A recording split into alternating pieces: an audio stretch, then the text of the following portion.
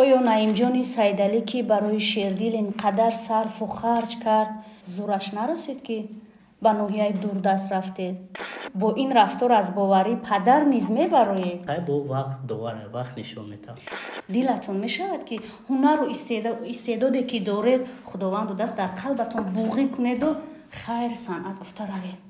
яке интихоби худам буд, интихоби падарам набуд. яъне ки иҷа гуфтанед ки аз санъат дур шудед, даст мекашед ва пурра ба соҳае ки интихоб кардед бармегардед. ҳамин таре ки шердилро овозадор сохт, ба ӯ ном дод, ба ӯ ном дод, фаромӯш кардааст. бубинед, ман дар дили дӯстон баҳор овардам, ман дар дили ошиқон хумор овардам, аз гумшудагони ишқ дар дашти фироқ пайғому саломи ёдгор овардам.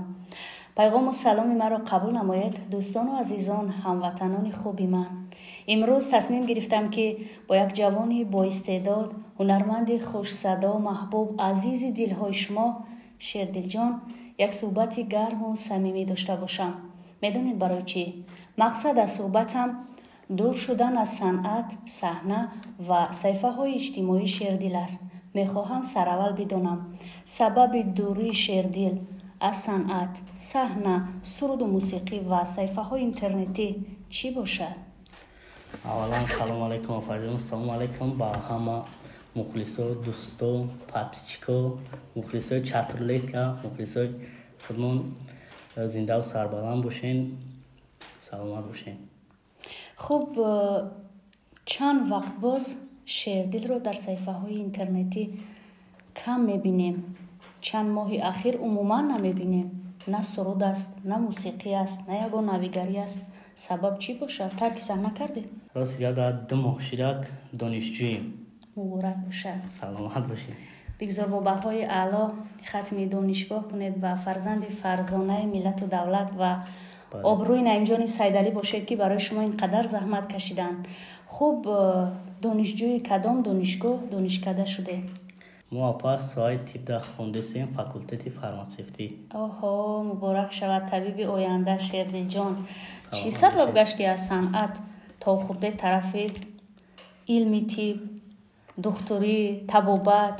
ин меҳр аз кӯдакӣ буд ё чизе касе шуморо маҷбур кард? не, яка апаҷони ягон кас маҷбур кардаги нест, интихоби худам буд. падарам чанд бор гуфта ки мисол биё чӣ бихон, институти санъат бихон, институти санъат. ака мо гуфтем ки санъата дим дараҷа монем, ҳозир айпаями хондан, айпаям хеле хайка дорвора бесум мекунем да. зинда бошед. аммо мегӯянд ки санъат, суруд, мусиқӣ ба дигар касб ягон зарару зиён намерасонад. пас донишҷӯ шудам гуфта тарки санъат кардед? чаро ягон суруд надоред, ягон клип надоред ё шароит нест? не, ака чӣ бугум апаҷон, ҳозир донишҷӯ шудагием дар ноҳияи дурда аст. ҳамҷа хондесем хайка ба санъатам дига намерасем. оё наимҷони сайдалӣ ки барои Шердил инқадар сарфу харҷ кард, Шердилро водор сохт ки рӯи пои худаш рост биистад, мардонавор дар санъат фаъолият кунад, мухлисони зиёдро пайдо намояд, зураш нарасид ки ба ноҳияи дурдаст рафтед? падарам аз замин то осмон миннатдорам, барое ки маро бисёр дастгириҳо кард, бисёри мисол яхе дастгирӣ кард ки ҳама мухлисон медонанд. ман то вақти зиндаи ман падарам миннатдорам. яке интихоби худам буд, интихоби падарам набуд. яъне ки иҷа гуфтанед ки аз санъат дур шудед, даст мекашед ва пурра ба соҳае ки интихоб кардед бармегардед. ҳамин ака иҷа хе мешавад ки санъата дим дараҷа мемонему аввал ҳозирашда ака мухлисонро мегем ҳозир ки айпай хонданем. аммо мухлисон қабул карда наметавонанд дурии санъаткорро аз санъат, аз саҳна. бояд ки мо шумо дар баробари дигар мушкилиҳои зиндагӣ, дигар касбу кор барои мухлисонамон ҳам кам кам заҳмат бикашем. наимҷони сайдалӣ ки бо вуҷуди он қадар муштариёни зиёд доштанд, мухлисон як саҳифаи бисёр овозадорашро ба шумо бахшид. имрӯз он саҳифа хомӯш аст, ягон навор, ягон маводи нав надорад. фикр мекунам ки бо ин рафтор аз боварӣ падар низ мебароед? ҳозир интихоб апаҷон ҳамин соҳаи тиб кардагем ҳамин тӯли 4-5 соле ки мехонем, фақат мехонем, илм меомӯзем, айпай хондан мешем. агар ки мисол 4-5 сол хондем, баъдан агар бишава ба санъат рӯ меёрем. бале, мегӯянд ки вақт довар аст, аммо дили ман ба он заҳматҳои Наимҷони Сайдалӣ, ба он ранҷҳо, ба он талошҳои худатон ки як бачаи хурд будеду рӯи саҳна камол ёфтед, калон шудед, месӯзад ки чаро дар мадди дуюм қарор гирифт санъат. рости гап апаҷон, санъат ҳамин чиза ошкоро мегӯям ки зур муомад камтарак санъат. Ма бисёр мухлисоро ваъда кардам, мисол сайта падармада тӯҳфа кардак, бисёр мухлисоро ваъда кардам ки чизҳои нав мекунам. мухлисоро бисёр шод накардем. бале, қурбониҳои Наимҷони Сайдалиро дар ҳаққи шумо медонам ва бахшишҳо ва узрхоҳиҳое ки тариқи наворҳо аз мухлисон кардед мебахшед. Ман барои шумо минбаъд таронаҳо, клипҳои нав ба нав пешниҳод месозам, медонам, аммо натиҷае ки баробар ба сифр аст, ҳаминро мехоҳам бидонам ки чаро. умуман дар оянда, дар рӯзҳои наздик ё шояд моҳҳои наздик барои мухлисони азизатон ягон навигарӣ карданӣ ҳастед ё саҳифаи Наимҷони Сайдалӣ ки имрӯз унвон дорад Шердили Наимҷон ба хомӯшӣ меравад? рости гап апаҷон, ҳамин гитарара дар пеши мухлисон мегӯям ки 2 моҳае нахабида будам. гитараро ҳам фаромӯш карде?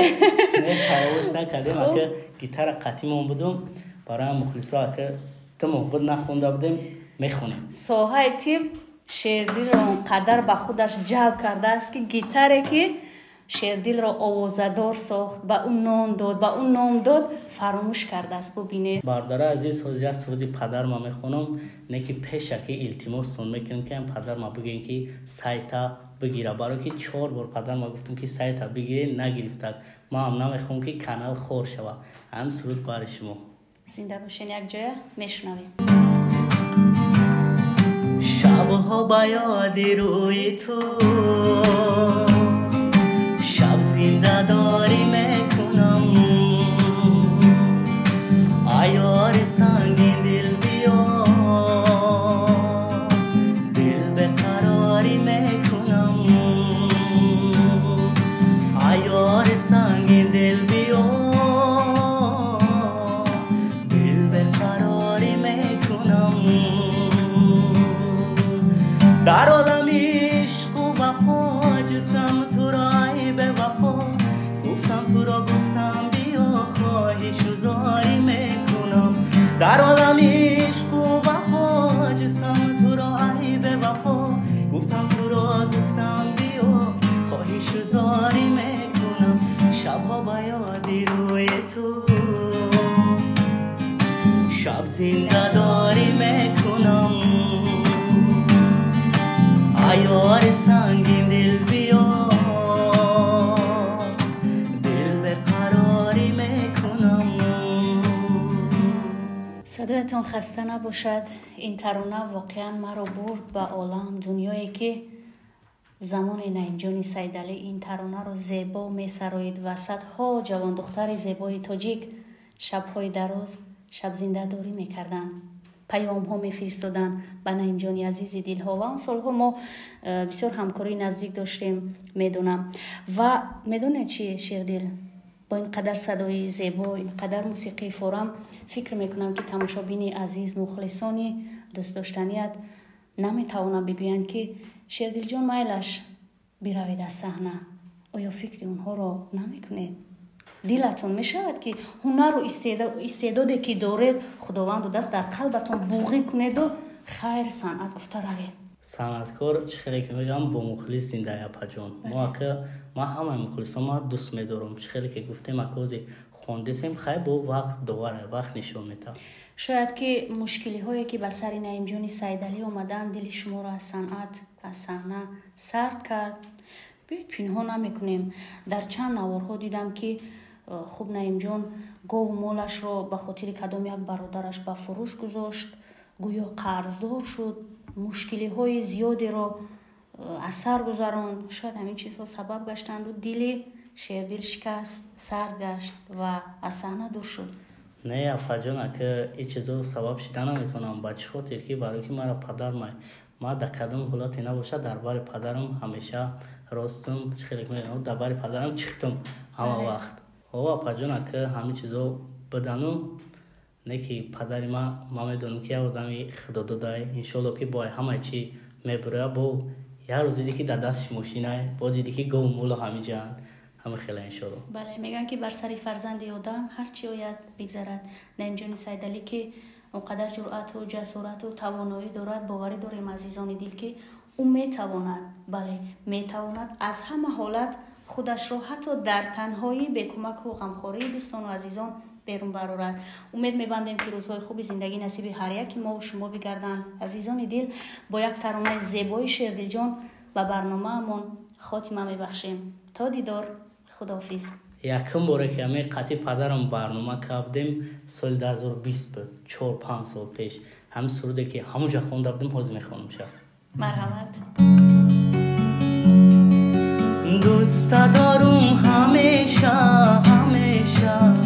عاشق‌تر از من کجا پیدا میشه نمیشه کاکل تو پریشه وقتی که کوتاه کنی زیبا میشه همیشه کاکل تو پریشه